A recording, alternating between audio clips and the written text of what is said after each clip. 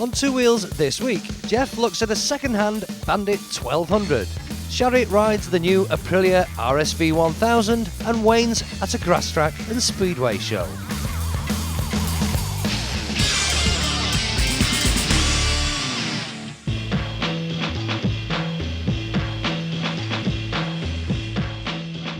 According to my thesaurus, an alternative to a Bandit is a highway rubber. And what better description to apply to the Suzuki 1200 Bandit? An in-your-face bike if ever there was one.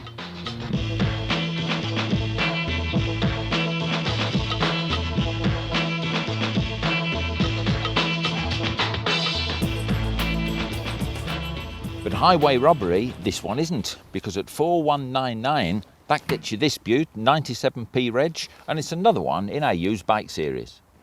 Now, if you're into computers, you could call this the WYSIWYG bike. What you see is what you get. Not exactly retro, but it's retro in concept.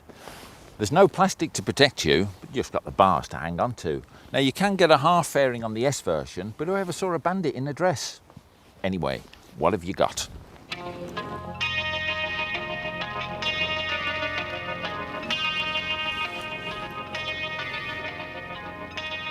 First off, you've got this great big lump, 1157cc Suzuki motor, oil and air cooled, hence the fins there. It's derived from the GSX R11 motor, so it's absolutely bulletproof and very useful for your wheelie merchants out there. It's got the oil pickups, like on all Suzuki engines, right at the back of the crankcase. So when you're scraping the back number plate, you can still make sure there's plenty of lube getting to your motor.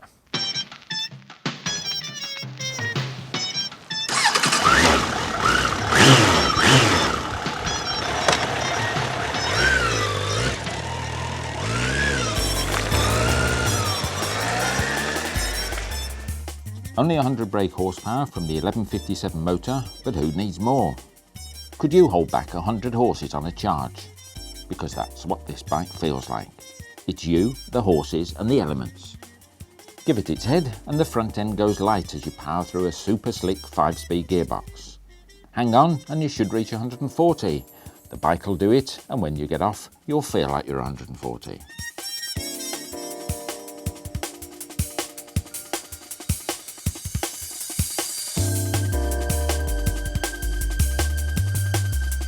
And that's all with a very ordinary chassis setup.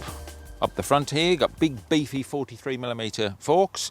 They're adjustable for preload, but nothing else. Discs 310mm and 4-part calipers, again off the old GSX R11. Got a double tubular cradle frame here, very substantial, but just steel tubing. Coming right through to the back where you've got a single monoshock rear. That's also adjustable, but that's adjustable for preload and you've got rebound adjustment. Instruments can also be said to be in your face, especially if you give it too much on the old right wrist. They will end up in your face. You've got the old speedo and rev counter, fuel gauge in the centre, lights there, indicator lights for headlamp and neutral indicator, all the rest of it, no problem there. Decent mirrors, all the better to see you with, officer, because you need them on a bike like this. Nice big hefty silencer, nice and quiet, keeps the neighbours at bay. And you've even got bungee grips on it as well, underneath here, which is good for two-up work, as are these grab rails. And again, you're going to need that if you don't want to lose your passenger.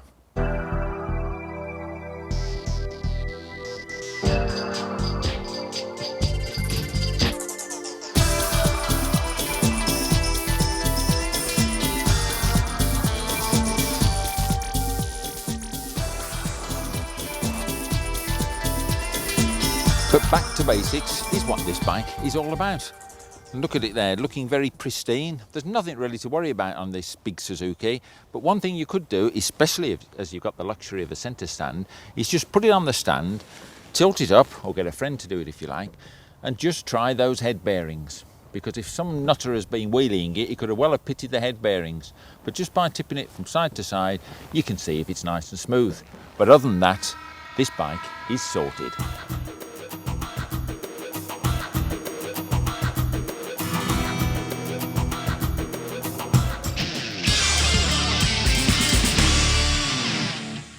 When I first saw the Aprilla RSV1000, it was in a magazine. And I was a little apprehensive, you might say, of perhaps seeing it for real. Why? Well, I knew there'd be a danger of me falling in love with it.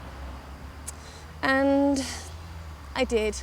But nonetheless, we all know that looks ain't everything. We've got to consider character, reliability, performance and compatibility. Because at the end of the day, having a bike isn't about ownership, it's the relationship you have with it. I have actually had a brief encounter with this bike before. So just excuse me while I just renew my acquaintance.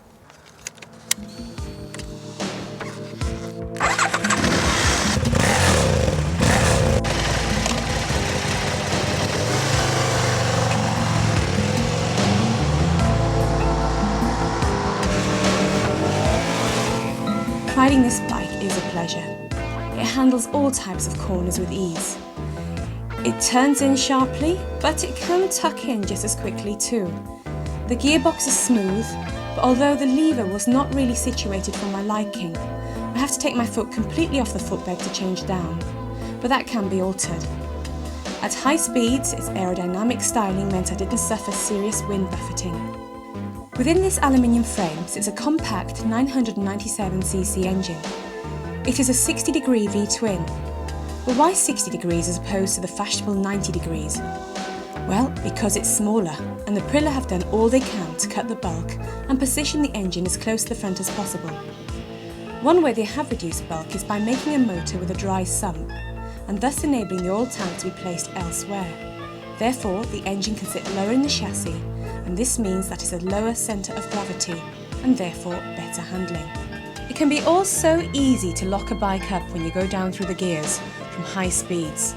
But the once again forgiving technology of this bike includes a slipper clutch system. That is, it allows the clutch to slip a bit and therefore it is less likely to lock the back wheel up. Well, that doesn't mean though that you can just go dropping down gears at ridiculously high revs. Let's just be a little bit reasonable about this. The Brembo brakes don't have a great deal of initial bite, but this isn't always a bad thing. Once again I have to mention the R1, which is awesome in its braking. Just the tiniest squeeze and you know about it. Too much of a squeeze in a panic situation and you could be smiling at passengers in a passing Boeing 747. With the brakes and the Mila, you can afford to be a little more heavy-handed. The digital display also made it easy for me to see whatever information I wanted. Included in its function is that it can record lap times, and for those who travel abroad, it can be switched to kilometres. If you're looking to buy a new bike for the summer, I think it's worthwhile test riding the Aprilla.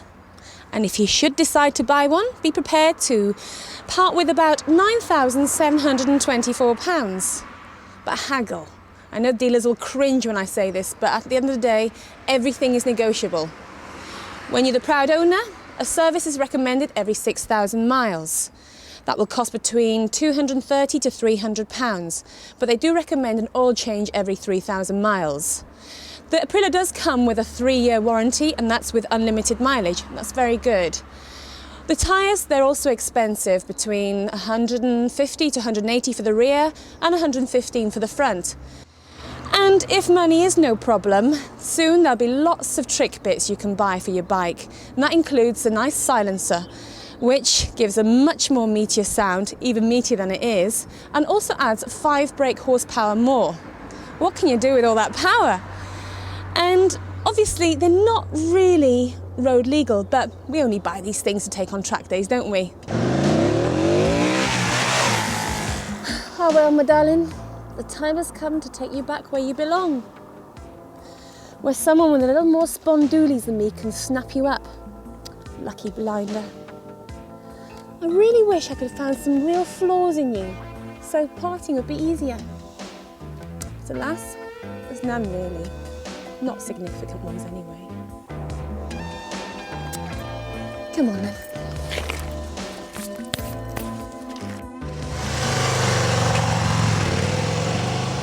After the break, Wayne's at a Speedway and grass track show.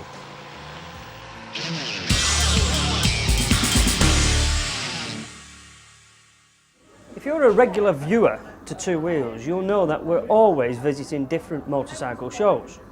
Well, yet again, we're at another motorcycle show. Boring, you might say. Nah, not this one.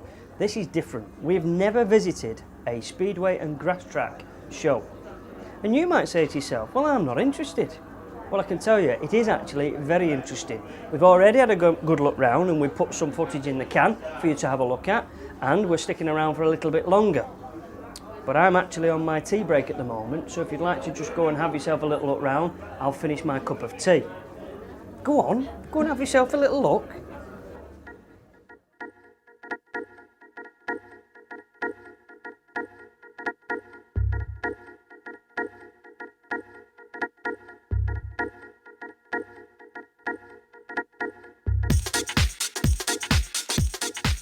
Now, if you fancied having yourself a go at this Speedway and grass track like that, you'd obviously have to go out and buy yourself a bike and all the bits and pieces to go with it.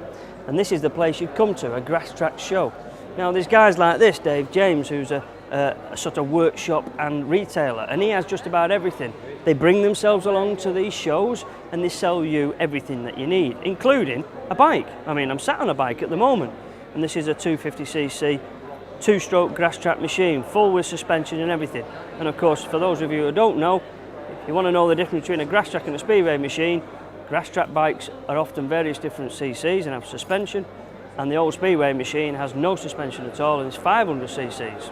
All right, you can also buy the bits and pieces that are fitted to them and engines. You buy yourself an engine, like that one down there. Then if you've got yourself your engine and your fancy rolling chassis, you want to buy all the bits and pieces, you'll need things like a carburettor. This is a fancy Del Auto carburettor, and this Del Auto carburettor would have been used by someone as famous as Gary Havelock on his lay-down engine, and that's why, for those of you who are clever out there, can see that the float bowl is in a very strange position. Not only do they want a carburettor to put on the machine, you will in fact need such as an exhaust can.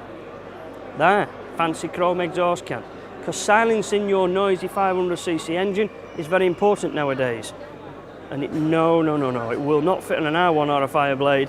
It's specific for a fancy speedway or grass track machine. And there's just about everything else.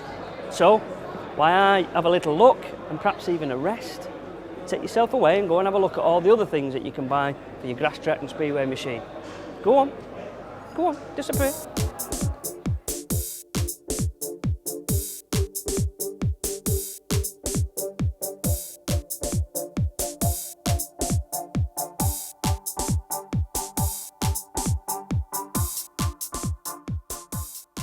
Speedway and grass track riders, you know, are posers. Oh, definitely so.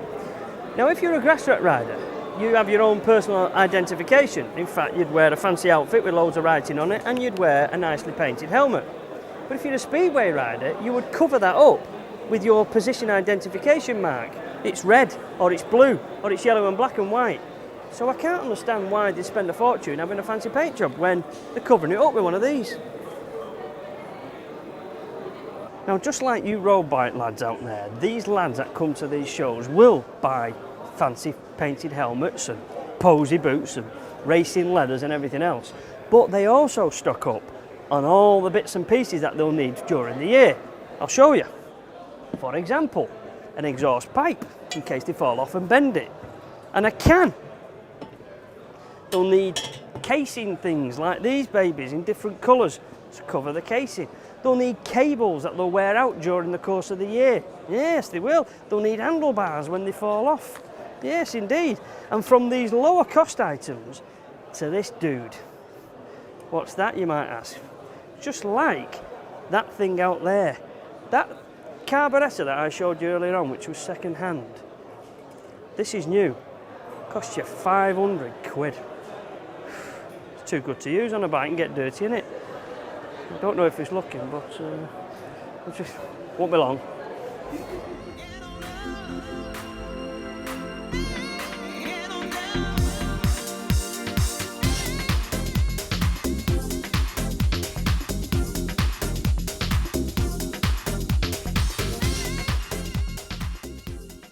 So when you come to a grass track and speedway show, you're bound to meet various different superstars, grass track and speedway stars and riders. We've met John Louis, he's a British champion, Samuel Marenko, he's come all the way from the States, and I think Ronnie Corrie's here as well, I've seen him walking around. Loads of different people. So who do I end up with? Joe Screen. Can't win them all, can you? No, I don't mean that, Joe. Oh, someone's just been shot. One of your opposition sent your hitmen out. Exactly. Joe Screen here is an international speedway star. He rides all over the world and he rides in the UK for a UK team. Who is at the moment? I've signed for Hull for this season. Have you now? Because it was Bellevue last year, wasn't it? Bellevue last year. I feel like a bit of a prostitute. I keep changing more clubs than Nick Faldo. You've been called many names, but actually I've never heard them be called prostitute. But so you've moved to Hull. Is that like a step up the ladder? Why would you do that? No, I've just they've gone into the League Hull Vikings, and you know it's a new environment for me. You know, I've always enjoyed going to Hull. You know, with sort of my parent club Bradford closing, I'm sort of keep loaning around. I was Bellevue last year, did a good season last year. We just didn't quite win the league, but we second there. Yeah, I remember that. You know, this year they've set a good team up at Hull, and you know, as I say, it's a new venture for me, and I think we can win the league. Well, why? I mean, everybody wishes the best of luck for that. But why would you come to a grass track and speedway show? Why are you here? You've nothing to sell, have you? Not really. Just sort of promote my sponsors and put a little bit back into it. You know, to the fans come along here and see the sort of sign autographs and sort of show me bike off and the new suit I'm using this year, and sort of put a little back into it. It's a good idea. I mean, nobody can deny that is a feedback thing, and it's unusual. It's not done very often where riders come and meet the fans. Because on the night, on a speedway meeting, the last thing you want is people mithering you for autographs and so on. But the guys out there pay your wages, don't they? They come visit, they pay the entry fee to watch, they pay your wages. So this is a good thing, I must admit. But you're also having a bit of a raffle, aren't you? A free raffle. Yeah, just giving bits and bobs out, like caps and t-shirts, and like giving the little kids something to sort of wear products as though what I wear. Yeah. You're not getting away with it so easy. Working a pen's not the only thing you're going to be doing today, is it? You're going to be working a spanner as well, aren't you? Exactly, yeah. We do swapping the gear around on a speedway bike, which normally the mechanics do it for us, and we sort of sit there and laugh at them. Yeah, you just go around in circles, don't you? Yeah. You know, it's easy that, isn't it? Easy. The spanner man has the hard job, doesn't he, really? Spanner man's sort of 80% of being a speedway rider's team. Yeah, you're only saying that to sweeten your spanner man, aren't you, really? Yeah, I'm creeping. But like, so you're going to have a go at this wheel changing. Who else is having a dabble? There's Jan Steckman, a Danish rider. There's Sam Ermolenko, as you said, from America. You know, Chris Liu, the 90 what year we in? 99? We're in 99 as we speak. 98 were 98, British champions. Yeah. So we're going to give it a go, and we're going to have a proper mechanic doing it as well. And that is for charitable reasons, isn't it? The Speedway Benevolent Fund or something? Yeah, for injured riders causes. You know, it's a good idea. It's a good idea. You know, it gets the crowd interested as well to see riders struggling.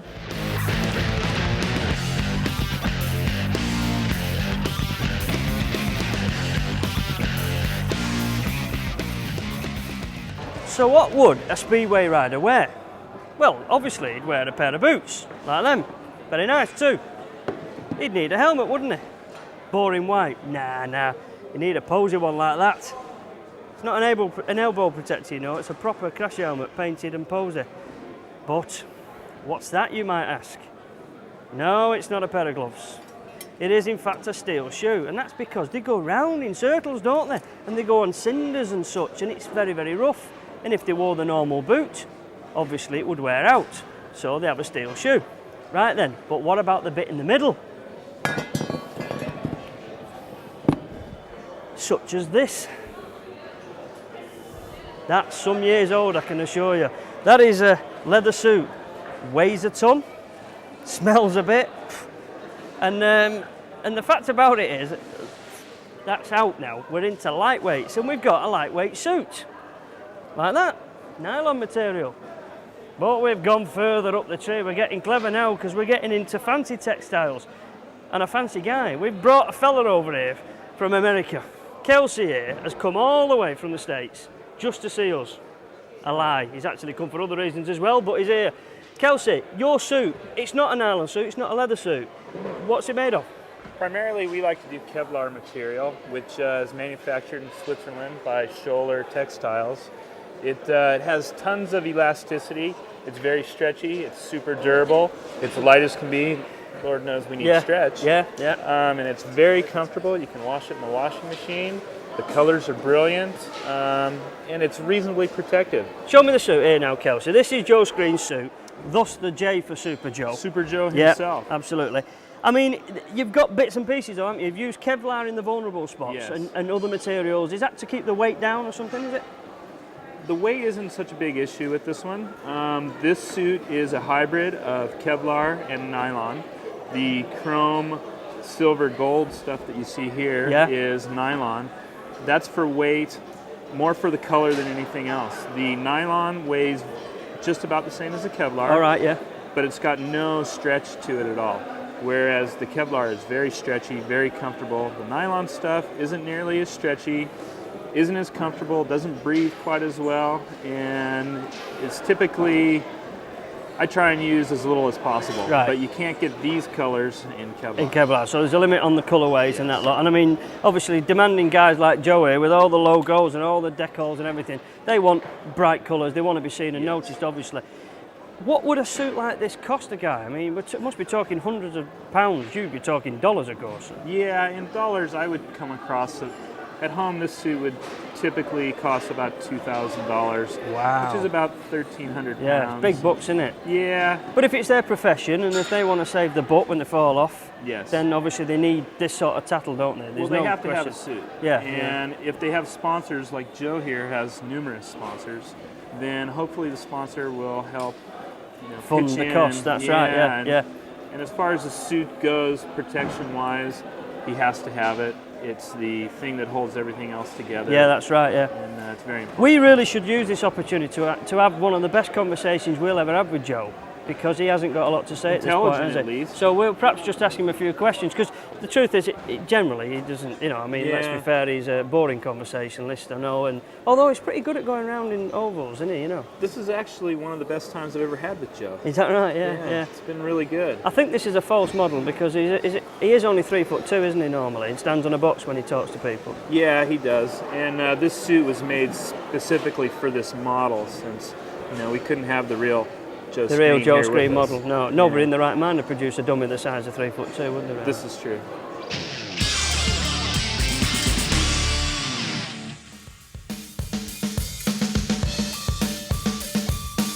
On Two Wheels next week. What's this? Wayne on a bike? Well, not really. We lent him a bike which unfortunately had a flat tyre, just so that he could explain all about repairing a puncture.